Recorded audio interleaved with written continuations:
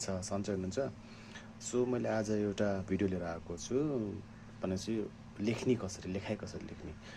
Usually सबैलाई थाहा छ लेख्ने कसरी भनेर, के लेख्ने सबैलाई थाहा छ, तर कसरी लेख्ने त्यसमा चाहिँ प्रब्लम हुन्छ जस्तो मलाई लाग्छ। सुरुमा मलाई पनि प्रब्लम हुन्थ्यो, सायद तपाईँहरूलाई पनि प्रब्लम हुन्छ होला। म त्यस्तो कुनै ट्युटर त होइन, त्यही पनि तपाईँसँग म पनि आफै एउटा लोकसेवाको तयारी गरेर आएको मान्छे, तपाईँहरू पनि तयारी गरेर राख्नु भएको मान्छे। सो मैले एउटा एन्सर राइटिङको एउटा स्याम्पल देखाएको छु क्या।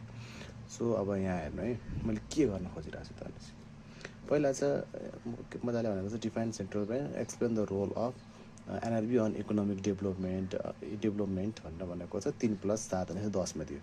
सो यसलाई एउटा सिम्पल तरिकाले लेख्ने, जस्तो एउटा प्याराग्राफ, धेरै लामो प्याराग्राफ भन्दा पनि यसलाई चाहिँ एउटा टपिकमा लेख्दा चाहिँ राम्रो हुन्छ जस्तो मलाई लाग्छ क्या। प्लस यता र यतातिर छोड्नुपर्छ, र यहाँ पनि छोड्नुपर्ने हो, यहाँ पनि छोड्नुपर्छ, किनभने इक्जाममा छोड्नुपर्छ। तर यहाँ त मैले जस्तो एउटा क्वेसन्स लेख्नलाई छोडेँ र यहाँ यति छोडिरहेको छु होइन। सो अब मैले चाहिँ एउटा प्याराग्राफ नलेखेर एउटा बुलेटमा चाहिँ लेख्ने क्या। It is the apex monetary authority of a country, एउटा सर्ट पहिला सुरुमा एउटा सानो लाइनमा एउटा लेखेँ, apex monetary authority of central bank भनेको कुनै पनि देशको एउटा सर्वोच्च मौद्रिक निकाय हो, एउटा यसमा लेखेँ। र यसको लागि यसले के अनि त्यसपछि यसलाई फलोअपमा आउनु पऱ्यो अर्को।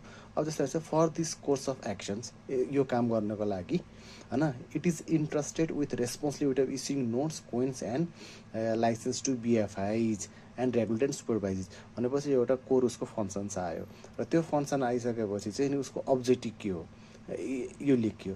अब यसमा अर्को पनि लेख्न सकिन्छ, जस्तै सुरुमा यसलाई अब्जेक्टिभ लेखेर यो अब्जेक्टिभ भएन, यो कस्तो फङ्सनहरू गर्छ भनेर लेखिन्छ। र मैले एउटा छुट्याएँ, त्यसमा एउटा अर्को थोक हुनुपर्छ।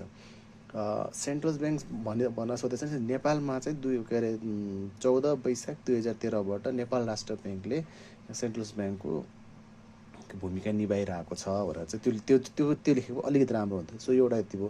त्यसपछि रोल अफ सेन्ट्रल ब्याङ्क, अब धेरैले दिन्छ कि जस्ट एउटा बुलेट फर्म साट कसैले बुलेटले थाहा भने पनि बुलेट फर्म लेख्न कि त्यस्तो चाहिँ हुँदैन जस्तो लाग्छ क्या मलाई। किनभने चाहिँ धेरैमा चाहिँ के लेखेर हुन्छ भने चाहिँ एउटा टपिक दिइसकेसम्म 10 नम्बरको क्वेसन्सहरू या 7 नम्बर 10 नम्बरको क्वेसन, सो यसमा चाहिँ सब टपिकमा लेख्दाखेरि राम्रो क्या।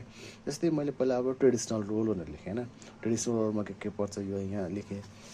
त्यस्तै चाहिँ छ त्यसपछि अर्को डेभलपमेन्ट रोल, अनि डेभलपमेन्ट रोलमा के पर्ने हो लेखेँ। रेगुलेटरी एन्ड सुपरभाइजरी रोल, यसमा के पर्ने हो त्यो लेखेँ। र ब्याङ्कर्स अफ द ब्याङ्क्समा के पर्ने हो भन्ने कुरा हामीले लेख्थ्यौँ क्या। अनि त्यसपछि अर्को चाहिँ bankers financial agent to government of Nepal भनेर यो लेख्यो। र कन्क्लुजन लेख्दाखेरि चाहिँ जहिले पनि अब